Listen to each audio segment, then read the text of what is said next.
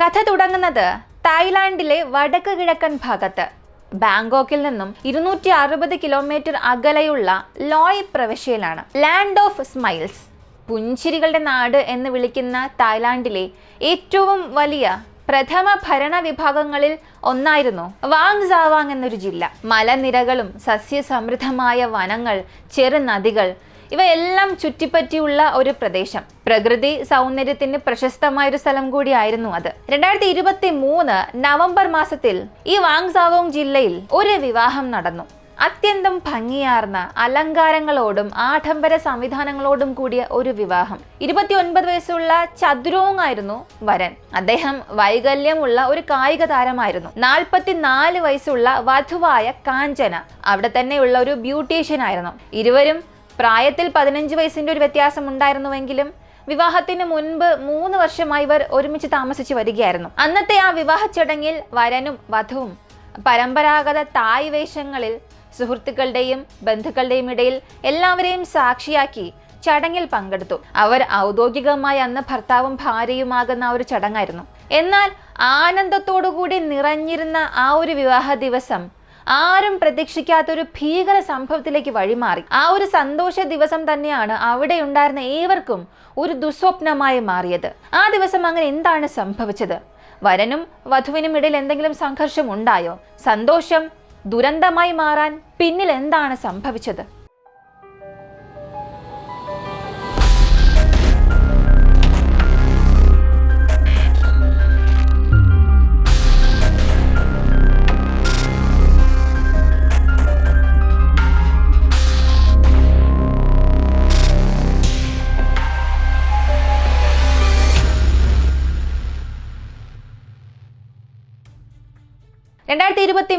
November 25 ശനിയാഴ്ച. തായ്ലാൻഡിൽ November മാസം തണുത്ത കാലാവസ്ഥയായതിനാൽ മഴ വളരെ കുറവായിരുന്നു. കാലാവസ്ഥ അതിവിശേഷമായിരുന്നു, സുഖകരവുമായിരുന്നു. അന്നത്തെ ദിവസം രാവിലെ ചതുരോങ് എന്ന യുവാവ് പരമ്പരാഗതമായ ആഘോഷങ്ങളോടെ വധുവായ കാഞ്ചനെ വിളിച്ചുകൊണ്ടുവരാനുള്ള റാലിക്ക് നേതൃത്വം നൽകി. ചടങ്ങുകൾക്കനുസരിച്ച് വധുവിന്റെ വീട്ടിലും മതപരമായ ചടങ്ങുകൾ നടത്തിയിരുന്നു. ഈ ദമ്പതികൾക്ക് സന്തോഷവും സമൃദ്ധിയും ലഭിക്കട്ടെ എന്ന് എല്ലാവരും പ്രാർത്ഥിച്ചു. ഇങ്ങനെ ഗംഭീരമായ വിവാഹ ചടങ്ങ് വൈകുന്നേരം ഒരു 4 മണിക്ക് നടന്നു. വരനും വധുവും മാതാപിതാക്കളുടെ മുൻപിൽ നമസ്കരിച്ചു. എല്ലാവരും വളരെ സന്തോഷത്തോടു കൂടി അത് ചുറ്റും നിന്ന് കണ്ടുകൊണ്ട് നിന്നു. 3 വർഷത്തെ ഒരുമിച്ചുള്ള ജീവിതം, ഇപ്പോൾ അവരുടെ ഭാവിയിലേക്കുള്ള ജീവിതത്തിന്റെ ശക്തമായ ഒരു അടിസ്ഥാനമായിരുന്നു ഈ ചടങ്ങുകളെല്ലാം. വിവാഹ ചടങ്ങിന് ശേഷം അന്നത്തെ വിരുന്ന് ആരംഭിച്ചു. എല്ലാവരും ആ വിഭവസമൃദ്ധമായ ഭക്ഷണം ആസ്വദിച്ചു. ചിരിച്ചും ആശംസിച്ചും എല്ലാം സന്തോഷം പങ്കിട്ടുകൊണ്ടിരുന്നു. എവിടെ നോക്കിയാലും സന്തോഷം മാത്രമായിരുന്നു. പക്ഷേ ഈ ഉല്ലാസത്തിനിടയിൽ വരനും വധുവും തമ്മിൽ എന്തോ ഒരു തർക്കമുണ്ടായി. പിന്നീട് ചിലർ കണ്ടത് ചതുരോങ് ഒറ്റയ്ക്ക് ഇരിക്കുന്നതായിരുന്നു. ദുഃഖിതനായി ആരോടും സംസാരിക്കാതെ അദ്ദേഹം ഇരിക്കുന്നതായിരുന്നു ചിലർ കണ്ടത്. ഇതൊക്കെ ചിലർക്ക് അസാധാരണമായി തോന്നിയെങ്കിലും ഒരുപക്ഷെ മദ്യപിച്ചിട്ടിരിക്കാം എന്നവർ കരുതി. രാത്രി ഒരു 11:30 ചതുരോങ് പെട്ടെന്ന് എഴുന്നേറ്റ് വാതിൽ കടന്ന് നടന്നുപോയി. ആ സമയത്ത് ആരും അങ്ങനെ ഉറങ്ങിയില്ലായിരുന്നു. ഒരു വിവാഹ വീടല്ലേ. എല്ലാവരും സന്തോഷിച്ച് പുറത്ത് സംസാരിച്ചു കുടുംബത്തോടൊപ്പം അങ്ങനെ ഇരിക്കുകയായിരുന്നു. ആ സമയത്തായിരുന്നു ചതുരോങ് വീട്ടിൽ നിന്ന് പുറത്തേക്ക് ഇറങ്ങിപ്പോയത്. ഇത് അവിടെ ഉണ്ടായിരുന്ന എല്ലാവരും ആശ്ചര്യത്തോടു കൂടി നോക്കി. പെട്ടെന്നൊരു 2 പേർ ചെന്ന് വധുവിനോട് എന്താണ് സംഭവിച്ചതെന്ന് ചോദിച്ചു. അതേസമയം തന്നെ ചതുരോങ് തിരിച്ചു വന്നു, വളരെ ഗൗരവമുള്ള ഒരു മുഖത്തോടു കൂടി. അവൻ തിരിച്ചു വന്നപ്പോൾ ചുറ്റുമുണ്ടായിരുന്നവരുടെ ചർച്ചകളെല്ലാം പെട്ടെന്ന് മങ്ങിപ്പോയി. എല്ലാവരും അവന്റെ ഓരോ നീക്കവും ശ്രദ്ധിച്ചു തുടങ്ങി. എന്തോ എല്ലാം വളരെ വ്യത്യസ്തമായി അവർക്ക് തോന്നി. പെട്ടെന്ന് ചതുരോങ് തന്റെ കയ്യിൽ നിന്നും ഒരു തോക്കെടുത്ത് വെറും 20 സെക്കൻഡിനുള്ളിൽ 12 തവണ വെടിയുതിർത്തു. വധുവും അടുത്തു നിന്നിരുന്ന പലരും നിലത്ത് വീണു. നിലവിളികൾ ആ വീട്ടിൽ ഉടനീളം മുഴങ്ങാൻ തുടങ്ങി. അതിഥികളെല്ലാം ഭീതിയിൽ അങ്ങോട്ടും ഇങ്ങോട്ടും ഓടാൻ തുടങ്ങി. തുടർന്ന് ചതുരോങ് പ്രതീക്ഷിക്കാത്ത വിധത്തിൽ സ്വയം വെടിവെച്ചു. വരനും വീണതോടെ ചില അതിഥികൾ പോലീസിനെ വിളിച്ചു. പോലീസ് എത്തിയപ്പോൾ കണ്ട കാഴ്ച ഭയാനകമായിരുന്നു. മറിഞ്ഞു കിടക്കുന്ന മേശകളും കസേരകളും പൊട്ടിയ സാധനങ്ങളും എല്ലായിടവും ചിതറിക്കിടക്കുന്ന ബിയർ ബോട്ടിലുകളും. വിവാഹവേദിയുടെ നടുവിൽ 5 പേർ വീണ് കിടക്കുകയായിരുന്നു. ആദ്യ അന്വേഷണത്തിൽ 3 പേർ മരിച്ചുവെന്ന് സ്ഥിരീകരിച്ചു. വധുവായ കാഞ്ചന, അവളുടെ അമ്മ, അവളുടെ സഹോദരി. മറ്റ് 2 പേർ വധുവിനോട് സംസാരിച്ചു കൊണ്ടിരുന്ന ആ വ്യക്തികളായിരുന്നു, അതിഥികളായിരുന്നു. വെടിയുണ്ട നേരെ കാഞ്ചനയിലേക്ക് വന്നപ്പോൾ അവർ ഇടപെടാൻ ശ്രമിച്ചു. പക്ഷേ ആ ചെയ്യാൻ ശ്രമിച്ചതിൽ അവർ പരാജയപ്പെട്ടു. പോരാത്തതിന് അവരുടെ ജീവനും നഷ്ടമായി. 50 വയസ്സുള്ള തോങ് നൂൺ എന്ന അതിഥി വെടിയേറ്റ് സംഭവ സ്ഥലത്ത് തന്നെ മരിച്ചു.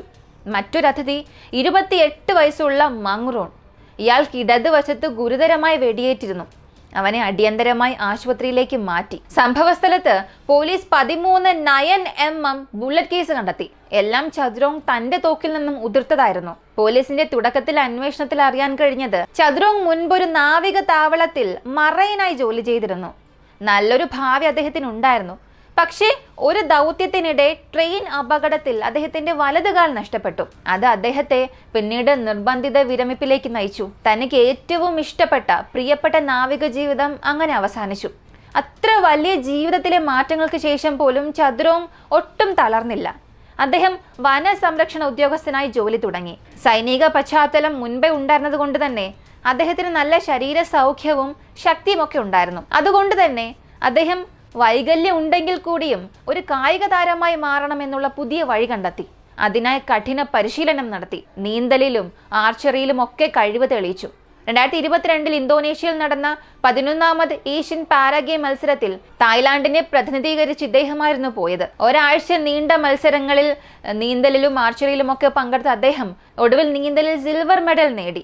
നിരന്തര പരിശ്രമത്തിന്റെ ഒരു ഗംഭീര ഉദാഹരണമായിരുന്നു അദ്ദേഹം. ചതുരോങ്ങിന്റെ വിവാഹത്തിന് ഒരാഴ്ചയ്ക്ക് ശേഷം 2023 ഡിസംബർ മാസത്തിൽ ലോയ് പ്രവിശ്യയിൽ മറ്റൊരു അന്താരാഷ്ട്ര വൈകല്യ മത്സരം ഉണ്ടായിരുന്നു. അദ്ദേഹം അതിലും പങ്കെടുക്കാൻ പദ്ധതി ഇട്ടിരുന്നു. പക്ഷേ ആ വിവാഹ ദിവസം സംഭവിച്ച ദുരന്തം അദ്ദേഹത്തിന്റെ എല്ലാ സ്വപ്നങ്ങളെയും തകർത്തെറിഞ്ഞു. വധുവായ കാഞ്ചന 44 വയസ്സുള്ള ഒരു ബ്യൂട്ടീഷ്യൻ ആയിരുന്നു. സന്തോഷമുള്ള, സാമൂഹ്യ സ്വഭാവമുള്ള, പലരും അസൂയപ്പെടുന്ന ഒരു സൗന്ദര്യമുള്ള വ്യക്തി. അവൾ നേരത്തെ ഒരു വിവാഹം കഴിച്ചിട്ടുണ്ട്. 2 മക്കളും ഉണ്ട്. ചതുരംഗിനേക്കാൾ 15 വയസ്സ് പ്രായം കൂടുതലാണെങ്കിലും അവളുടെ ചർമ്മ സംരക്ഷണ ശൈലി കാരണം മുഖത്ത് ചുളിവോ പ്രായത്തിന്റെ ലക്ഷണങ്ങളോ ഒന്നുമില്ലായിരുന്നു. അതുകൊണ്ട് തന്നെ ഇവർക്കിടയിലെ പ്രായ വ്യത്യാസം ആരും ശ്രദ്ധിക്കാറില്ലായിരുന്നു. വിവാഹത്തിന് മുൻപ് 3 വർഷം അവർ ഒരുമിച്ച് താമസിച്ചുമിരുന്നു. ഈ സമയങ്ങളിലൊക്കെ കാഞ്ചന തന്റെ 2 മക്കളെ കാണാനായി മുൻ ഭർത്താവിന്റെ വീട്ടിൽ പതിവായി പോകാറുണ്ടായിരുന്നു. ഇതായിരുന്നു ചതുരോങ്ങിന്റെ മനസ്സിലുണ്ടായിരുന്ന ഏറ്റവും വലിയ അസ്വസ്ഥത. കാഞ്ചന മറ്റുള്ള പുരുഷന്മാരുമായി സംസാരിക്കുന്നതിന് ചതുരോങ്ങിന് വല്ലാത്ത ദേഷ്യമുണ്ടാക്കി. ഒരു വലിയ ഉടമസ്ഥതാ ബോധമുള്ളത് കൊണ്ട് തന്നെ ജീർണിക്കാനാകാത്ത ഒരു അസൂയ അദ്ദേഹത്തിനുള്ളിൽ ഇങ്ങനെ വളർന്നു വന്നു. കാഞ്ചന ചതുരോങ്ങിന്റെ മനോഭാവം മനസ്സിലാക്കി. പക്ഷെ അവൾ അതത്ര വലിയ പ്രശ്നമായി കണ്ടില്ല. തൻ്റെ മക്കളെ കാണാനുള്ള സാധാരണ ഒരു സന്ദർശനം തന്നെയല്ലേ, അത് ചതുരോങ് മനസ്സിലാക്കിക്കൊള്ളുമെന്നവൾ കരുതി. മുൻ ഭർത്താവുമായി താൻ വീണ്ടും ബന്ധം പുലർത്താൻ ശ്രമിക്കുകയാണ് എന്നുള്ള ചതുരോങ്ങിന്റെ തെറ്റിദ്ധാരണ അവൾ മനസ്സിലാക്കിയില്ല. അവൾ കാര്യമായി എടുത്തില്ല. പക്ഷെ അവൾ ആദ്യ വിവാഹത്തിൽ നിന്ന് തന്നെ ഒരുപാട് കാര്യങ്ങൾ പഠിച്ചിരുന്നു. അതുകൊണ്ട് ഇനിയൊരു നല്ല ബന്ധം നിലനിർത്താൻ എങ്ങനെ പെരുമാറണമെന്നെല്ലാം അവൾക്ക് അറിയാമായിരുന്നു. അതുകൊണ്ട് അവൾ വളരെ മാന്യമായി, വളരെ സോഫ്റ്റായി തന്നെ സംസാരിച്ചു. ചതുരോങ്ങിന്റെ കൂടെ താമസിച്ച 3 വർഷം അവൾ വളരെ സഹിഷ്ണുതയോടുകൂടി എല്ലാം പഠിച്ചു. പുതിയ കുടുംബത്തിനായിട്ടുള്ള നല്ലൊരു അടിസ്ഥാനം പണിതെടുക്കാൻ അവൾ ശ്രമിച്ചു. പക്ഷെ കാര്യങ്ങൾ അവൾ കരുതിയതുപോലെ എളുപ്പമായിരുന്നില്ല. അന്നത്തെ ആ വിവാഹ ദുരന്തത്തിന് ശേഷം പോലീസ് വധുവിൻ്റെയും വരന്റെയും സുഹൃത്തുക്കളോടും ബന്ധുക്കളോടും എല്ലാം കൂടുതൽ കാര്യങ്ങൾ ചോദിച്ചു. ഇതിൽ ചതുരോങ്ങിന്റെ ഒരു അടുത്ത സുഹൃത്ത് പറഞ്ഞത് ഇങ്ങനെയായിരുന്നു: എത്ര നേട്ടങ്ങൾ നേടിയാലും ചതുരോങ്ങിന് ഉള്ളിൽ ഒരു നിസ്സഹായതയും വല്ലാത്തൊരു ഹീനബോധവും പതിഞ്ഞിരുന്നു. ഇവരുടെ പ്രായ വ്യത്യാസം, ജീവിതാനുഭവങ്ങളുടെ വ്യത്യാസം, തൻ്റെ ശാരീരിക കുറവ് എല്ലാം അവനെ ഇങ്ങനെ അലട്ടിക്കൊണ്ടിരുന്നു.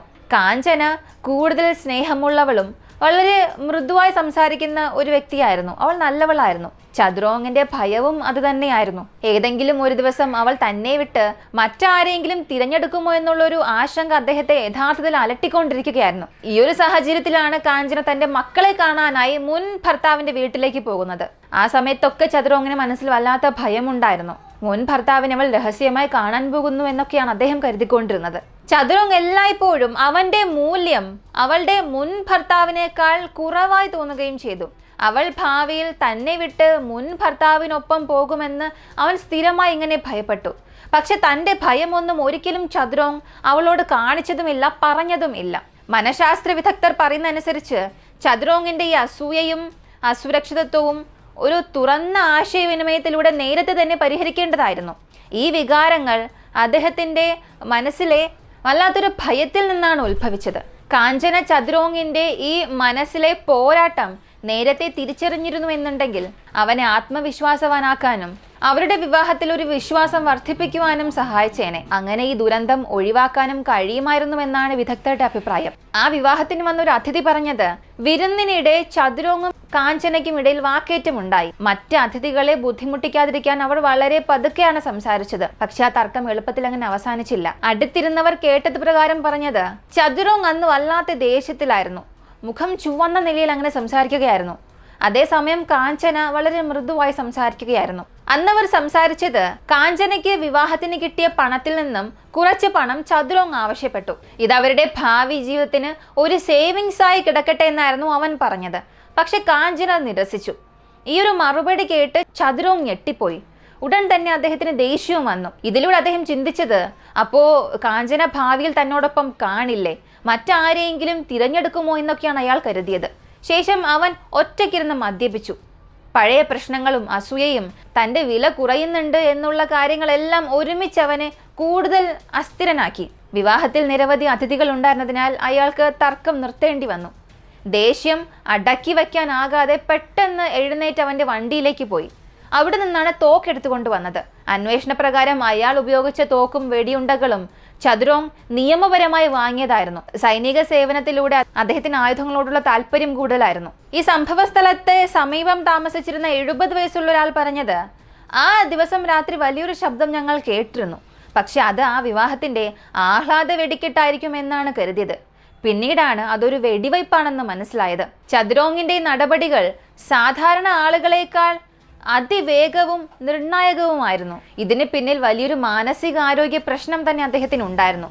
പക്ഷെ അത് സ്ഥിരീകരിക്കാൻ ശാസ്ത്രീയമായ പരിശോധന ആവശ്യമാണ്. ഈ സംഭവത്തിന് ശേഷം വധുവായ കാഞ്ചന, അവളുടെ അമ്മ, സഹോദരി ഇവരുടെ ശവസംസ്കാര ചടങ്ങുകൾ ബന്ധുക്കൾ നടത്തി. ചതുരോങ്ങിന്റെ ഡെഡ് ബോഡി ഫിമി ജില്ലയിലെ അദ്ദേഹത്തിന്റെ സ്വദേശത്തിലുള്ള ക്ഷേത്രത്തിലേക്ക് കൊണ്ടുപോയി. ദുർഭാഗ്യവശാൽ മരിച്ച മറ്റൊരു അതിഥിയെ കുടുംബം ഏറ്റുവാങ്ങി മറ്റൊരിടത്ത് സംസ്കരിച്ചു. വിവാഹം എന്നത് ജീവിതത്തിലെ ഏറ്റവും സന്തോഷകരമായ നിമിഷങ്ങളിൽ ഒന്നാകണം. എന്നാൽ ചതുരോങ് കൂടുതൽ മദ്യം കുടിച്ചപ്പോൾ അദ്ദേഹത്തിന്റെ വികാരങ്ങൾ നിയന്ത്രിക്കാനായില്ല.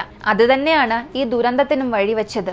ഈ ഒരു അപ്രതീക്ഷിതമായ ദുരന്തം സുഹൃത്തുക്കളുടെയും ബന്ധുക്കളുടെയും ഹൃദയങ്ങളിൽ മറക്കാനാകാത്തൊരു വേദനയായിരുന്നു. ഇതുപോലെ ഒരുപാട് സംഭവങ്ങൾ തായ്ലാൻഡിൽ നടക്കാറുണ്ട്. ലീഗലായും ഇല്ലീഗലായും തോക്ക് ഉപയോഗിക്കുന്നവർ. ഇങ്ങനെ തുടർച്ചയായ വെടിവയ്പ് സംഭവങ്ങൾ തായ് സമൂഹത്തെ തന്നെ പിടിച്ചുകുലുക്കി.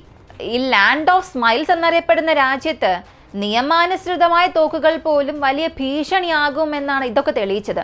അതുകൊണ്ട് തന്നെ തോക്ക് ലൈസൻസ് നിർത്തിവെക്കുന്നത് പ്രധാനപ്പെട്ടൊരു നീക്കമാണ്. എന്നാൽ അതിനൊപ്പം സമൂഹത്തിൽ മനഃശാസ്ത്ര സഹായവും വികാര നിയന്ത്രണ വിദ്യാഭ്യാസവും ആവശ്യമാണ്. അപ്പോഴേ ഇത്തരം ദുരന്തങ്ങൾ തടയാനും ഒരു സുരക്ഷിത സമൂഹം ഒരുക്കാനും കഴിയുകയുള്ളൂ. ഈ ഒരു വീഡിയോയെ കുറിച്ചുള്ള നിങ്ങളുടെ അഭിപ്രായം എന്താണെന്നുള്ളത് കമന്റിൽ പറയുക. ഈ ഒരു കേസിൽ നമ്മൾ കണ്ട ചതുരോങ്, കാഞ്ചന ഇവരിൽ ആര് ചെയ്തതാണ് തെറ്റ്? കൊലപാതകം നമുക്കൊരിക്കലും ന്യായീകരിക്കാനാകില്ല. പക്ഷേ രണ്ടുപേരുടെയും ഭാഗത്ത് നിന്നുകൊണ്ട്, രണ്ടുപേരുടെയും മനഃശാസ്ത്രപരമായ നീക്കങ്ങൾ വെച്ചുകൊണ്ട് നിങ്ങൾ എന്താണ് കരുതുന്നത്? കമന്റിൽ പറയുക. ഇതുവരെയും ലൈക്ക് ചെയ്ത് കണ്ടുകൊണ്ടിരിക്കുന്നവരാണ് നിങ്ങളെങ്കിൽ ഇപ്പം തന്നെ ഒരു ലൈക്ക് ചെയ്യുക. ഇതുപോലുള്ള വ്യത്യസ്തമായ കേസുകളെക്കുറിച്ച് അറിയാനായി നമ്മുടെ ഈ ചാനൽ സബ്സ്ക്രൈബ് ചെയ്യുക. മറ്റൊരു വീഡിയോയുമായി വീണ്ടും കാണാം.